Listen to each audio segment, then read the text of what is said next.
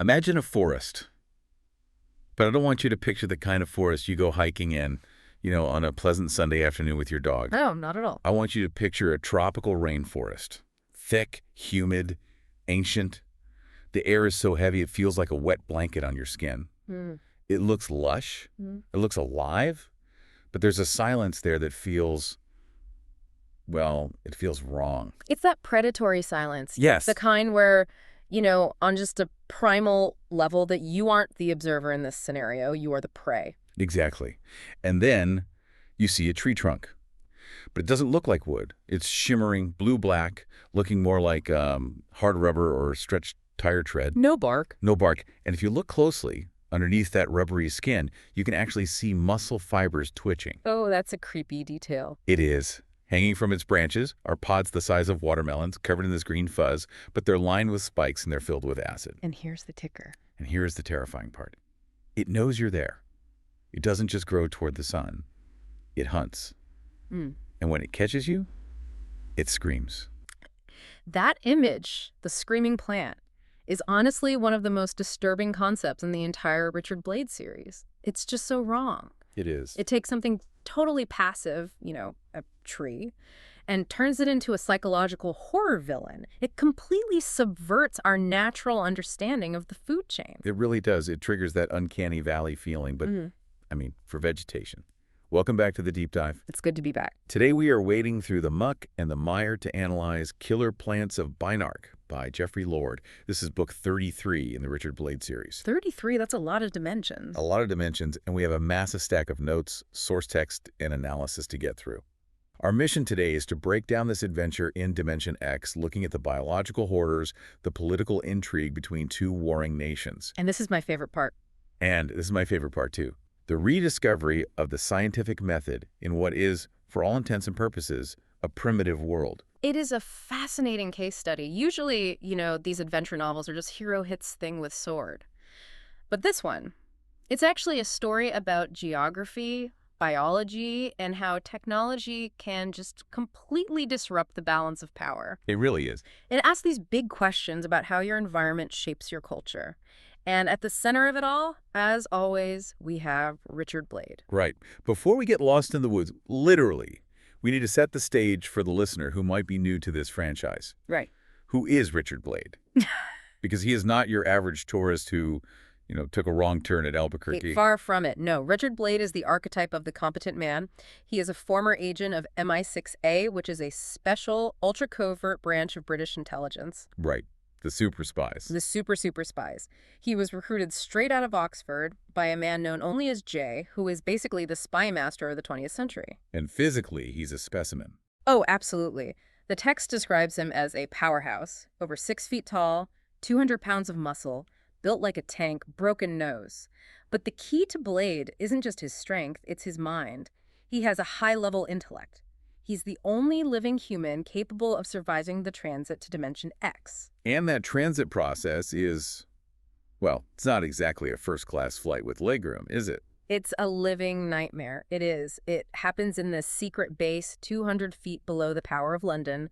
The project is run by Lord Leighton. We have to talk about Lord Leighton. He is such a vivid character in the source material. Every time he pops up, I could just picture him perfectly. He really is. He's the brains behind the whole operation. Yeah. The text describes him as looking like a cross between a gnome and a mad scientist from a cheap horror movie. Right. He's got the humpback, the polio-twisted legs. Usually sitting in a wheelchair.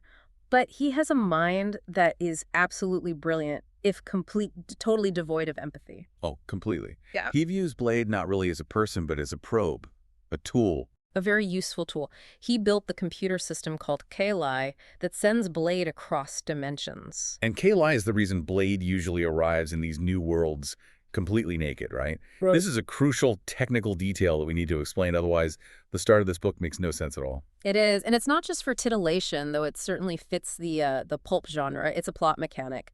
The Kali computer generates a specific electrical field to transport Blade's consciousness and body across the dimensional veil. And anything else messes with that field. Any foreign object, clothes, weapons, a watch, a filling in a tooth, it disrupts that field. In the past, when they tried to send things through, the subjects arrived, well, Inside out. inside out is putting it mildly. or fused with the object. So standard protocol is naked and unarmed. Blade has to survive by his wits alone from the word go. However, this deep dive kicks off with a massive deviation from that protocol. This isn't just a reconnaissance mission. There's a specific scientific experiment happening right at the start. That's right. Lord Leighton is testing a specific material. In a previous adventure in a dimension they called Englor, Blade found a new alloy. Right. It was drawn into a wire. It's incredibly tough, stronger than steel, but crucially, it appeared to be non-conductive in a way Leighton had never seen before. So Leighton's hypothesis is what? That this stuff won't disrupt the KLI field. Exactly. He thinks it might be invisible to the transport field. So he wants to see if Blade can smuggle it through. That seems incredibly risky given the inside-out precedent you just mentioned. It is incredibly risky, but that's Leighton for you. He glues a piece of this wire to the inside of Blade's thigh. The stakes here are just huge. Yeah, I mean, if this works. If this works, eventually they could build suits, weapons, or survival gear out of this alloy. It would change the game from naked survival to equipped exploration. It's the difference between being a castaway and being an astronaut. Exactly. So Blade traps into the K-Light capsule, the computer spins up, he gets the mother of all headaches, which is the standard side effect, and he wakes up in Dimension X. And the experiment works. He wakes up, he's in one piece, he checks his leg, and the wire is still there. He hasn't been turned inside out. That's a win for Leighton. It is, and that is the first and the last piece of good news he gets for a very long time. Okay, so let's talk about the arrival, because the sensory details in the source text are really vivid here. He doesn't land in a meadow. He lands rolling down a bank, banging his head in this hostility-filled rainforest. Right away, the environment itself is attacking him. He's naked, remember? He peels the wire off his leg and wraps it around his wrist like a bracelet. Oh, that's a good detail. Which is a detail you need to remember for later because that wire is Chekhov's gun. Then he starts looking around, and he sees these bloated blue-white fungi on the forest floor. And being curious, or maybe just clumsy after that landing, he touches one. And it explodes. It just bursts into this cloud of foul-smelling powder. This creates an immediate sense of unease. Not enough. Trust nothing. Everything here is volatile. It sets the tone perfectly. But then he looks to the west, and he sees something that stands out against all the green. Trees that look golden orange. He describes them as looking like a vividly dyed circus tent. That is a very deliberate contrast to the gloomy green of the rest of the forest, isn't it? It is. In nature, we call this aposematism warning coloration. Think of poison dart frogs or coral snakes. Bright colors usually mean, I am toxic, stay away. So he should run the other way. He should. But Blade sees these massive golden orange trees, and because he needs to get his bearings and find a way out, he decides to investigate. And this is where we meet the title characters, the killer plants of Binaark. Okay, let's unpack the biology of these things, because the text goes into some really gruesome detail. These aren't just giant Venus flytraps, they are something much, much worse. No, they're not. They are a unique order of living creatures, possessing qualities of both plants and animals.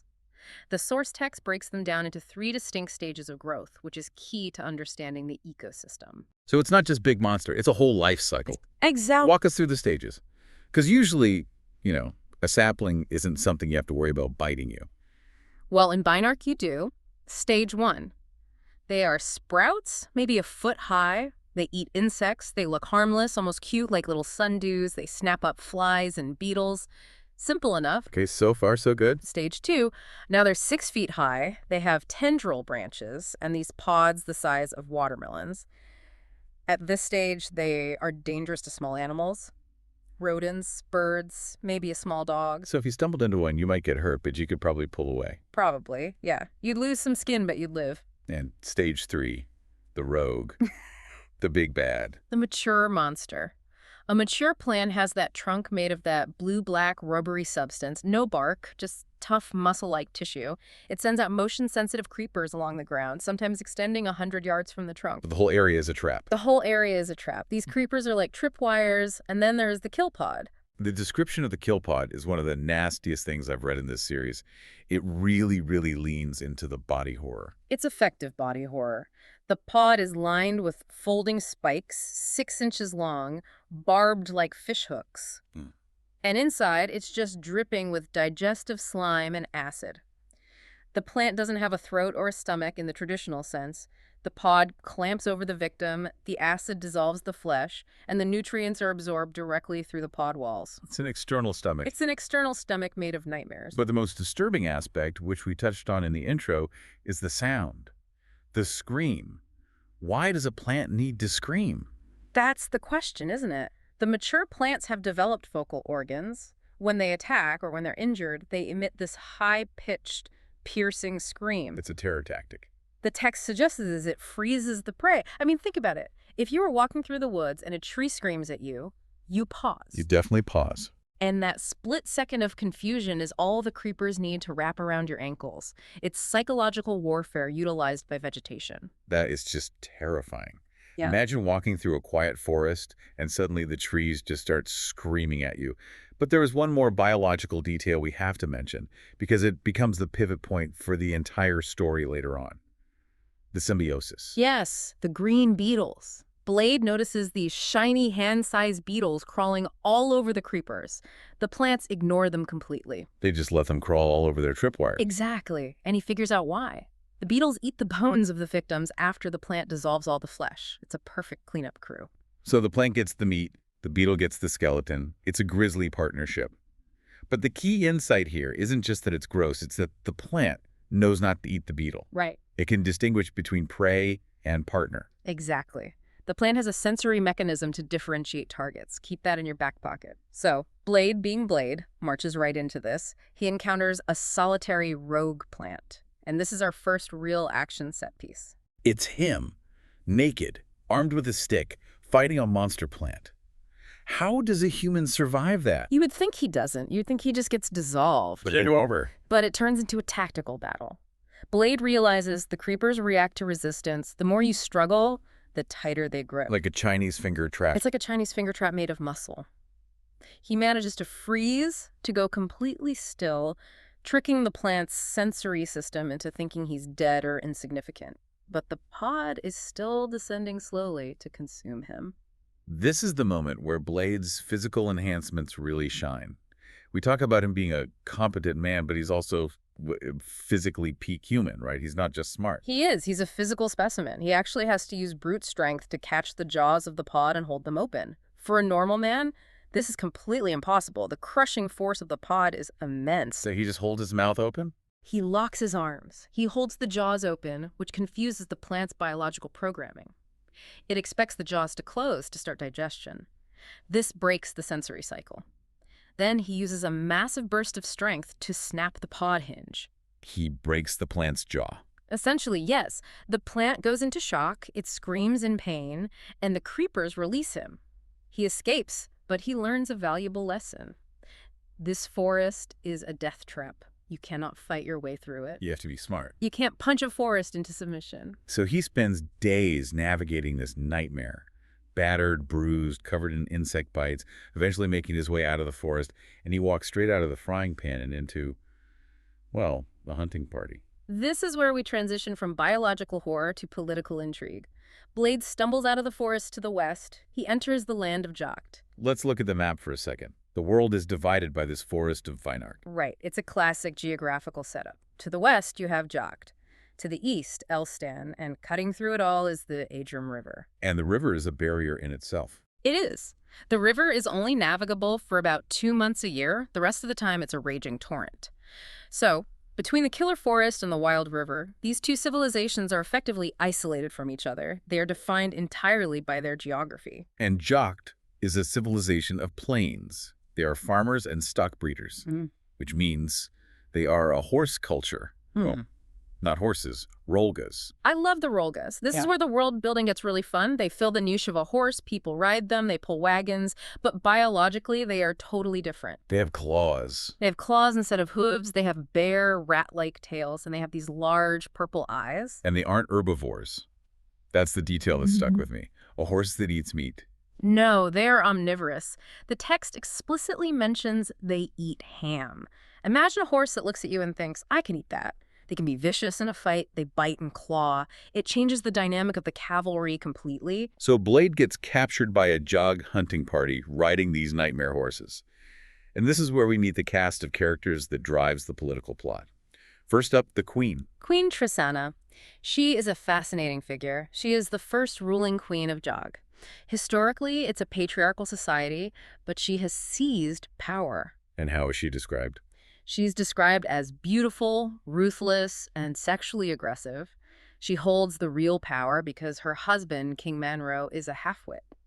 The text implies Manro wasn't always like that, right? It feels like there's a backstory there, something sinister. Strongly implied. It suggests he might have been poisoned or brain damaged to make him pliable. Tristana rules through him, but everyone knows who pulls the strings. She's Lady Macbeth, but she's actually sitting on the throne herself.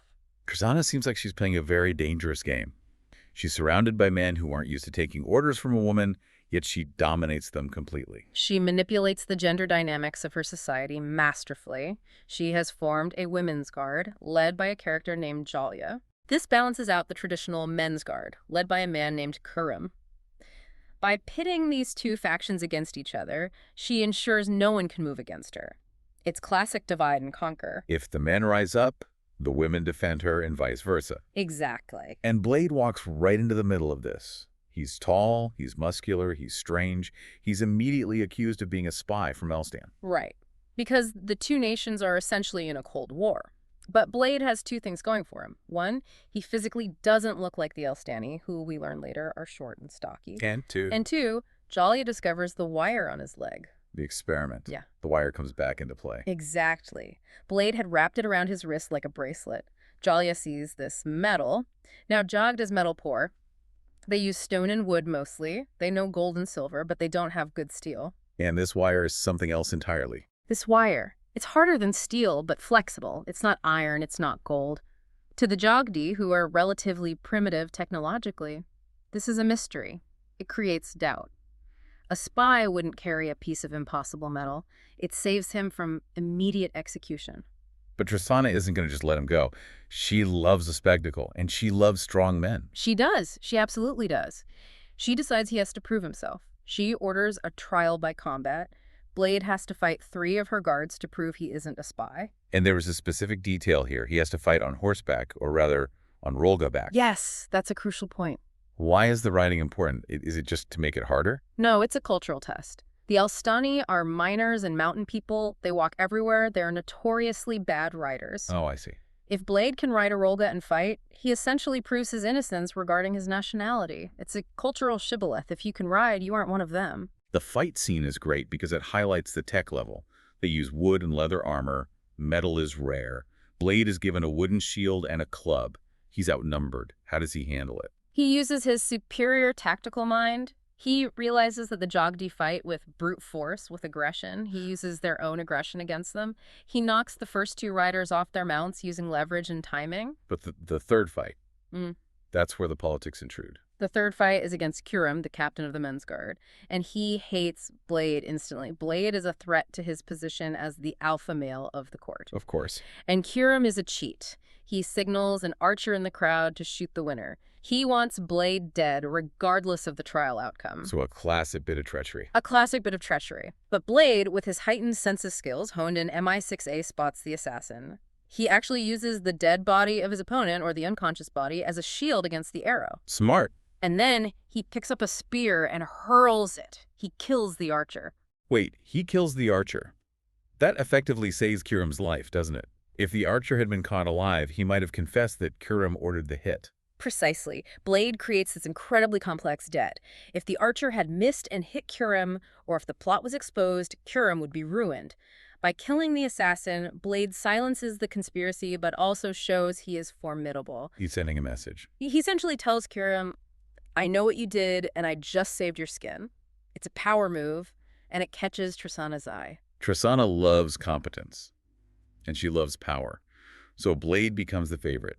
He's moved into the palace orbit. And he becomes her lover, which is, let's be honest, part of the job description for Richard Blade. It does seem to happen a lot. And this is where things get really interesting, because Tristana reveals her master plan to him. She doesn't just want to rule Jaghdi, she wants the whole world. She wants to conquer Elstan. She wants to unite the 2 halves of humanity. But there is that massive geographical problem we talked about, the Forest of Binaark. Right. You can't march an army through a forest of killer plants. The screams alone would panic the animals, and the pods would just decimate the troops. It's a meat grinder. It's the ultimate defensive barrier. Or at least it was.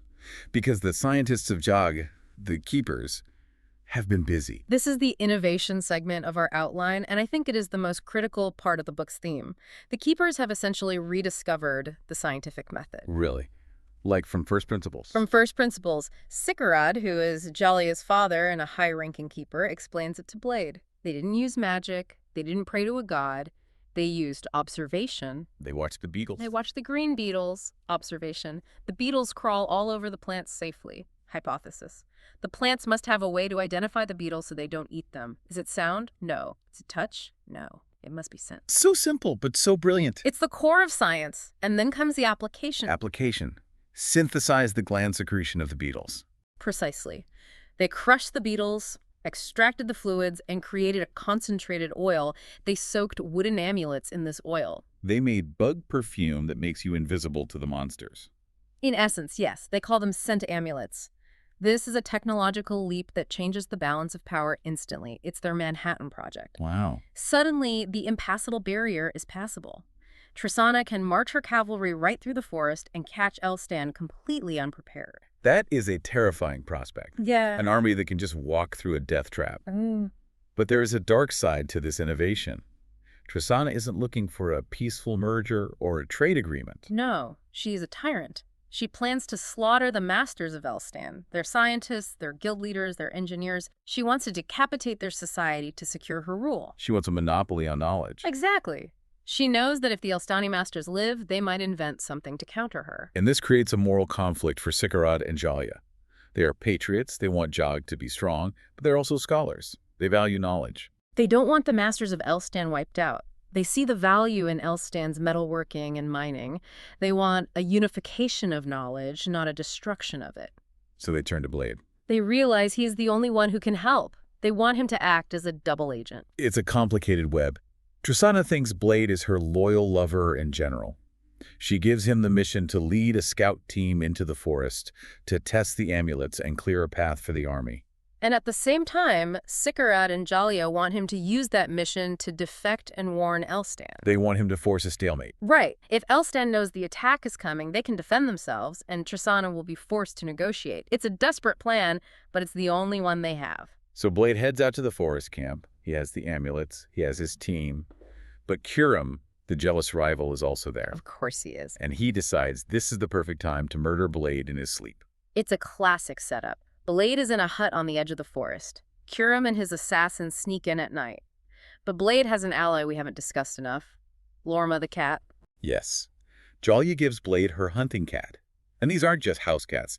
They are bigger, smarter. Lorma is described almost like a small cougar or a lynx. And the bond between human and animal is, it's telepathic, or at least highly empathetic. Lorma senses the danger. She wakes Blade up just as the assassins enter. What follows is a silent, brutal takedown in the dark. And Blade finally uses the wire for something other than a bracelet. He fashioned a garrote out of the alloy wire. It's ultra-thin and unbreakable. He uses it to kill Kurum silently. That is some poetic justice. It is. The technology from his world, the wire he brought, saves him in this one. He decapitates the political threat, literally. He kills the assassins, but then he does something very, very clever. He doesn't just run. He fakes his death. Right. He knows that if Tristana thinks he defected, she will hunt him down with everything she has. Her pride would demand it. But if she thinks he died, a hero. Or a victim, she might pause. He dresses one of the corpses in his armor. He puts his metal amulet, the unique one, on the body. Then he burns the hut down. So to the Jaghdi, it looks like Blade and Kurum got into a fight and burned the place down. Exactly. Or an accident. It removes the heat. It frees Blade to disappear into the forest. He becomes a ghost. So now we have the next phase of the journey. The crossing. Blade is alone with Lorma. He has the wooden scent amulet, and he just walks into the forest. And it's a stark contrast to his first journey. Remember, the first time, every step was a battle for survival against the screaming trees. He was terrified. Right. Now, with the scent amulet, he just walks past the monsters. They ignore him. The creepers don't move. The pods don't open. It validates the science completely. It's like walking through a tiger cage wearing an invisibility cloak. It must be surreal. It is, and it gives him time to reflect. He sees the forest not just as a monster, but as a system. He understands it now. He comes out the other side, into Elstan. And the contrast between the two civilizations is immediate. Describe Elstan for us. How different are they? Totally different. The Jagdis were tall, road animals and were ruled by a queen. The Elstani are short, muscular, with shaved heads. They don't ride animals. They don't have rolghas. They're mountain folk. They are miners and woodcutters. And they have crossbows. Crossbows are a higher tier of technology than the bows and spears of Jaghdi. That's significant. Yes. It shows they are mechanically inclined. And it turns out Elstan is a guild society. They are a republic, effectively.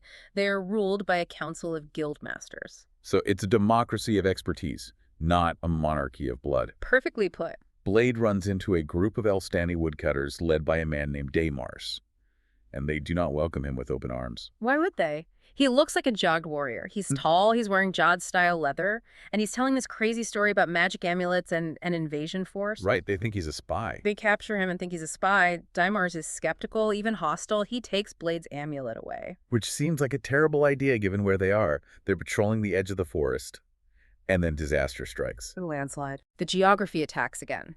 They are traversing a muddy hill. The ground gives way. Daimars and several of his men slide down into a mist-filled valley. And waiting at the bottom is a rogue plant. Of course there is. This is the climax of the action arc. You have the Skeptes helpless in the mud, in the grip of the monster. The creepers are wrapping around them. The plant is screaming. Blade is up on the ridge, hands tied. He could run. He could leave them to die. He could. But that's not Richard Blade. He breaks his bonds again, brute strength. He grabs an axe and the confiscated amulet from the pile of gear, and he jumps into the pit. This scene is pure cinematic heroism. He walks right into the writhing creepers. And the science holds up under pressure. The amulet works. The plant completely ignores Blade. He is hacking at the creepers that are holding the Elstani men, chopping them free. Imagine being those men. This giant they thought was a spy is now their only hope, and he's walking through the monster's grip like it's nothing. The plant is screaming. The men are screaming, but the plant won't touch Blade. It's confusion for the plant, salvation for the men. It's the ultimate proof of his story. You just can't argue with results like that. He saves Daimars, and then there is a moment of crucial cultural bonding. He doesn't kill the plant himself. No, he doesn't. He chops Daimars free, hands him the axe, and allows Daimars to strike the killing blow against the plant. He restores the man's honor. In a warrior culture, or even a guild culture like this, that respect matters. He didn't just save him, he empowered him. And that seals the alliance. It does. Daimars and Blade become blood brothers. The woodcutters now believe the threat is real. They know Tristana is coming, and they know how she is coming. They understand the secret of the amulets. So Blade enters Elstani society. He meets the other guild masters like Haimekau and the Weavers, and we see the mobilization of a democracy or a guild republic versus a tyranny. It's a race against time. The woodcutters know the forest best.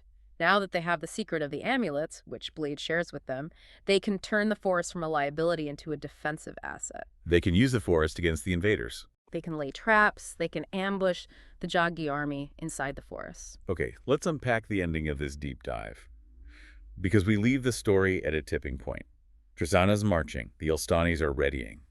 But Blade has fundamentally changed the equation. History has already changed. That's the key takeaway here. The outcome of the battle almost doesn't matter as much as the fact that the secret is out. So what does this all mean? Let's summarize the big themes for the listener. First, I think the biggest theme is never underestimate biology. The killer plants of Binaark aren't just scenery, they are the geopolitical shaper of this world. They're a character in the story. A huge one. They separated the nations, they defined the cultures. Jaghd became riders because they had the plains. Elstan became miners because they had the mountains. The plants dictated the boundaries. And when you try to cross those boundaries, nature bites back. Exactly. Second is the power of applied science. The Jaghdi didn't need magic to conquer the world. They didn't need a god. They needed the scientific method. Observation, hypothesis, application. That one breakthrough, observing the beetles, forming a hypothesis, testing it, changed the balance of power more than 1,000 swords could. It shows that information is the most dangerous weapon. It's a reminder that knowledge is the ultimate weapon. The keepers held the keys to the kingdom all along. And third, I think, is the contrast in leadership. Tristana represents centralized, charismatic, ruthless ambition. It's fast. She decides to invade and the army moves. Whereas the guilds represent cooperative, slower, but maybe more resilient power. They had to be convinced. They had a debate. But once they are moving, they are fighting for their homes and their trade, not just for a queen's glory. And Blade. What's his role in all this? He's the catalyst. He brought the tactical thinking, the wire, and the warning. He connects the dots. He's the variable that neither side could account for. He took the science from one side, the amulets, and gave it to the other to prevent a massacre. He acted as the equalizer. Here is where it gets really interesting for the listener to think about. Tristana is coming with an army that thinks it is invincible. Utterly invincible. They think they have the ultimate secret weapon, the invisibility to the plants. They don't know that their enemy knows. It's the classic military blunder. Overconfidence born of a technological edge that has already been neutralized. It's like the French knights riding against English longbows or charging a machine gun nest thinking you have a magic shield. The forest isn't safe for them anymore. If the Elstani have the amulets too, or if they know how to counter them, the forest goes back to being a slaughterhouse. But this time, it's a slaughterhouse where one side knows the layout. It makes you wonder, if biology dictates civilization, what happens when you suddenly conquer that biology? If the forest is no longer a barrier, do Jaghdi and Elstan merge peacefully? Or do they just find new ways to kill each other? That is the provocative thought to leave on. When the walls come down, does peace rush in? Or does war just get easier? Usually, history tells us that when barriers fall, conflict rises until a new equilibrium is found. The plants kept them apart and kept them safe from each other. And now that the plants are neutralized, the real war begins. Heavy stuff. But that's why we love these deep dives. You think you're reading a pulp novel about killer plants and guys in loincloths, and suddenly you're contemplating the sociology of war and the impact of the scientific method. It's deeper than it looks. That's the joy of the Richard Blade series. It sneaks the smart stuff in under the cover of action. Thank you for joining us on this trip to Dimension X. Watch out for the blue fungi. Keep your amulets close, and we will see you on the next deep dive. Stay curious.